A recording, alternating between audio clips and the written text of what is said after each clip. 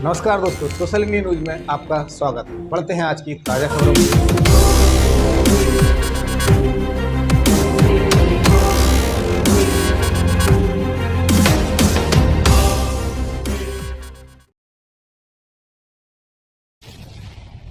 मुख्यमंत्री शिवराज सिंह को सुनाई खरी खरी।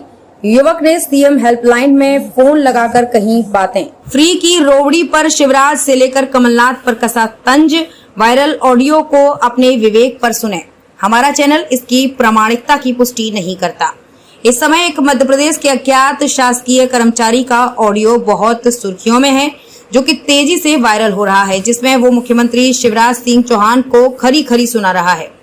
वो मुख्यमंत्री सीएम हेल्पलाइन नंबर 181 पर कॉल करके मुफ्त की लाडली बहना योजना, आवास योजना, कई योजनाओं पर दिल की बात रखी। साथ ही ये भी कहा कि शासकीय कर्मचारी के घर वालों की महिला क्या लाडली बहना नहीं होती, क्या उनके घर परिवार को ऐसी कोई योजना का लाभ क्यों नहीं मिलता, जबकि हम कर्मचारी तो शासन को बाकायदा टैक्स देते हैं और सरकार उसी टैक्स से ये सब मुफ्त की रेवड़ी बांटती है। इस वायरल ऑडियो को वैसे तो कोई डेट नहीं है कि ये कब का है और हमारा चैनल भी इस वीडियो की कोई प्रामाणिकता भी नहीं करता। इसे अपने विवेक पर सुने। Bhopal bureau report. मध्य प्रदेश शासन की सीएम हेल्पलाइन सेवा में आपका स्वागत है। आपकी कॉल प्रशिक्षण एवं गुणवत्ता हेतु रिकॉर्ड की जा सकती है। माननीय नमस्कार, मैं सीएम हेल्पलाइन से नेहा बात कर रही हूँ। गणेश जी कृपया बताएं, मैं आपकी किस प्रकार सहायता कर सकती हूँ? मैडम नमस्कार, आपको बहुत बहुत।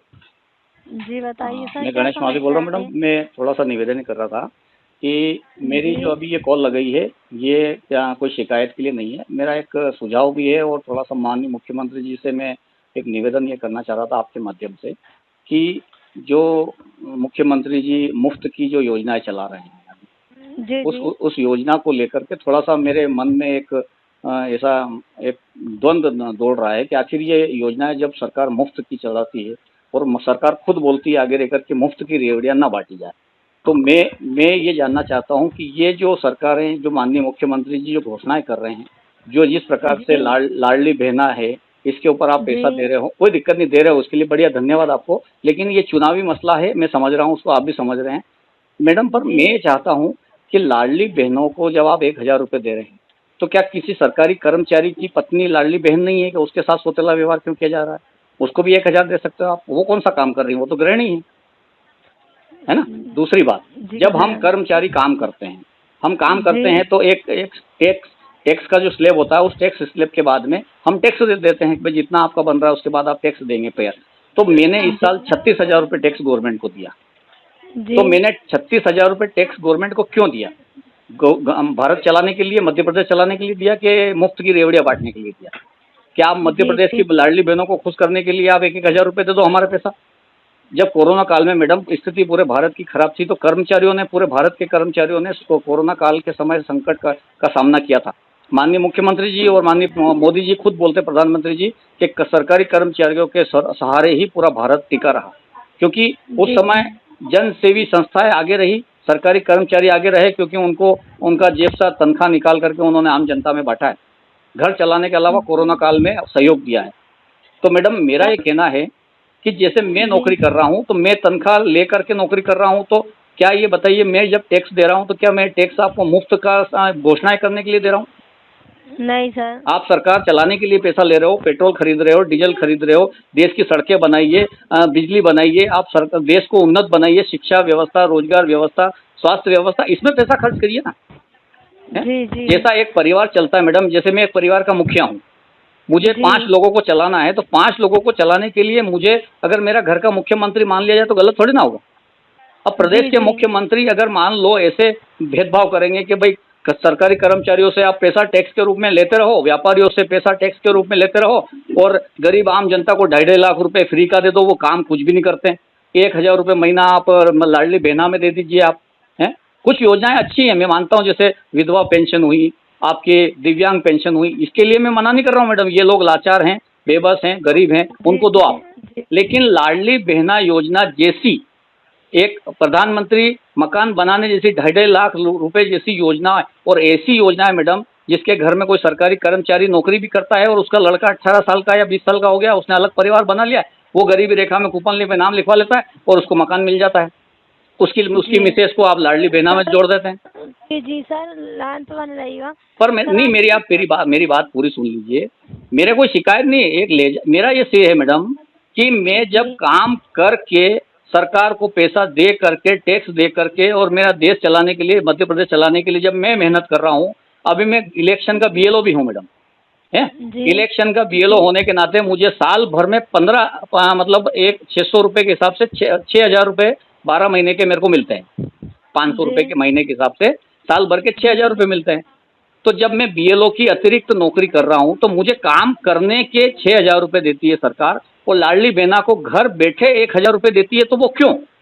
उसको रोजगार नहीं दे सकते हो आप? सिलाई, कढ़ाई, बुनाई, हैंडलूम, छोटा मोटा किराना व्यापार, ये वो, पत्तल धोने, कुछ भी आप ऐसी चीजें बना सकते हैं जो लाडली बहनाएं घर पे कर सकती हो, हैं? आप उनको योजनाएं दीजिए, रोजगार दीजिए। आप घर बैठे आप ये कीजिए कि भाई आपके स्थानीय विधायक जो भी हैं, मेरे यहाँ डॉक्टर राजेंद्र पांडे जी लगते हैं, उनसे कहिए आप कि भाई जितने भी आपके क्षेत्र में इस उम्र की जो भी लाडली बहनाएं हैं उनको आप ये काम दीजिए, उनको आप तनख्वाह मिलेगी। तो स्वरोजगार आप मतलब उसको आप क्या चाहते हैं? आप उसको बेरोजगार बना रहे हो और 1,000 रुपये खाते में डाल रहे हो, कौन काम करेगा ये बताओ मुझे। जी। और आप भी मैडम मेरी बात सुनने के लिए आप यहाँ आप नियुक्त थे, आप टेलीफोन पे मेरी बात सुन रही हैं। आप भी वहाँ फ्री में तो नहीं बैठे होंगे, आपको भी तनख्वाह मिल रही होगी ना। जी। तो आप काम कर रहे हैं तो तनख्वाह मिल रही ना, कि आपको घर बैठे तनख्वाह मिल रही सर? वो तो काम करने की दी जाती है ना, काम करने की तनख्वाह दी जा रही है मैडम। तो आज मुख्यमंत्री जी एकदम से बोल देते हैं मैं ये करता हूँ कि 2.5 लाख रुपए प्रधानमंत्री जी ने दे दिया, मैंने 1,000 रुपये लाडली बहनों को दे दिया, आने वाले समय में 1250, 1750, 3,000 तक दूंगा। कहाँ से ला के दोगे भाई? जी। आपकी कोई खेती है क्या? 1,000 बीघा जमीन है जो आप उसमें हाँक के दोगे? हमारा ही पैसा है ना टैक्स का मैडम। जी। आज मैं दुखी हूँ मैडम इस बात को लेकर के कि आज हमारे ही पैसे का इस देश में इतना दुरुपयोग होता है। कोई भी नेता आता है, लॉलीपॉप देता है। अभी कमलनाथ जी आ गए, इधर 1,500 महिलाओं को देंगे, हम इनको लाडली बहनाओं को देंगे, हम टंकी 500 रुपये की कर देंगे, हम पेट्रोल 50 रुपये का कर देंगे। अरे तुम लॉलीपॉप क्यों देते हो? आप किसी जनता को क्यों आप इतना रीढ़ की हड्डी से तोड़ करके जमीन पे सुला देते हो? उसकी रीढ़ की हड्डी मजबूत रहने दो, उसको स्वाभिमान, उसको खड़ा करो। मोदी जी ने कहा है हमारा देश स्वाभिमानी देश है, ऐसे कैसे स्वाभिमान हो जाएगा मैडम? समझ पा रहे सर आप जो बताना चाहते हैं, लेकिन सर हम इस संबंध में तो आपकी कोई सहायता नहीं मैडम, आप ये सहायता कर सकते हो कि जब 181 माननीय मुख्यमंत्री जी ने समस्या समाधान के लिए रखा है, तो कम से कम मुख्यमंत्री जी खुद एक समस्या क्रिएट कर रहे हैं कि इस तरीके से तो एक आम कर्मचारी और एक आम गृहिणी जो मेरी पत्नी है उसको भी 1,000, मैं भी नहीं चाहता हूँ मेरी पत्नी को मुफ्त में 1,000 रुपये दो। क्यों? मैं खुद चाहता हूँ कि वो अपने पैर पे खड़ी रहे, वो कुछ काम करे, उसको दे।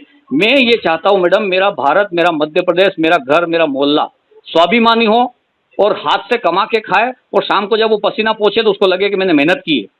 आप क्या करना चाह रहे हो? पूरे देश को पंगु करना चाह रहे हो, सबको मुफ्त में। अभी बिजली मुफ्त कर देंगे, फिर कभी किसानों का ऋण मुफ्त कर देंगे, माफ कर देंगे, अभी व्यापारियों का लाखों करोड़ों रुपए ब्याज माफ कर देंगे, कर्मचारियों का कोई रियायत ही नहीं है। कर्मचारियों ने क्या बिगाड़ा ये बताइए मुझे आप। अभी माननीय मुख्यमंत्री जी को लगा चुनाव आने वाले हैं, इतने दिन से 4% DA टलता जा रहा था, चलता जा रहा, और अभी जैसे ही वो मौका लगा उन्होंने कल उस चीज की घोषणा कर दी। और घोषणा करने के बाद भी अभी कोई गारंटी नहीं है, बहुत मिल जाएगा। हम भी जानते हैं, हम भी कर्मचारी संगठन से जुड़े हैं, कर्मचारियों के प्रतिनिधित्व हैं, हम भी कर्मचारियों को प्रतिनिधि करते हैं मैडम। मैं भी प्रतिनिधि हूँ कर्मचारी संगठन का, मध्य प्रदेश तृतीय वर्ग श्रेणी कर्मचारी का सचिव हूँ। तो मैं उसी नाते बोलना चाहता हूँ कि माननीय मुख्यमंत्री जी के कान में कम से कम हमारी विडंबना तो जाए। शिकायत थोड़ी ना ये हमारी विडंबना, हम कैसे मुख्यमंत्री जी से बोलेंगे बताइए? चारों तरफ गनमैन लगे रहते हैं, उनके प्रोटोकॉल इतना खतरनाक रहता है, हम उनसे बात कर नहीं सके। हम ज्ञापन देंगे तो उनका PA फेंक देगा, है?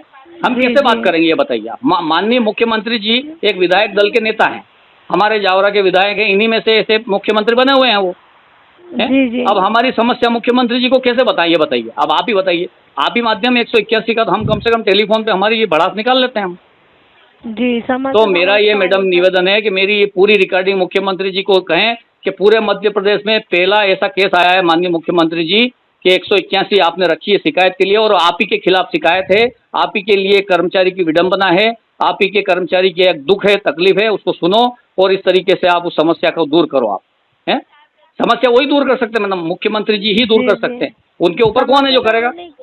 जी उन्हीं के द्वारा दूर हो सकती है सर। फिर तो आप ये मेरी बात को, मेरी रिकॉर्डिंग को उनके पास में समक्ष पेश करें और मुझे संतुष्ट करें मैडम। आने वाले चुनाव में जो भी मसला रहे उससे कोई लेना देना नहीं है, लेकिन मेरे टैक्स का पैसे का सदुपयोग होना चाहिए, देश की तरक्की में होना चाहिए, न कि मुफ्त की रेवड़ी बांटने में। जी सर, मैं आपको ज़्यादा समय नहीं दे पाऊंगी सर।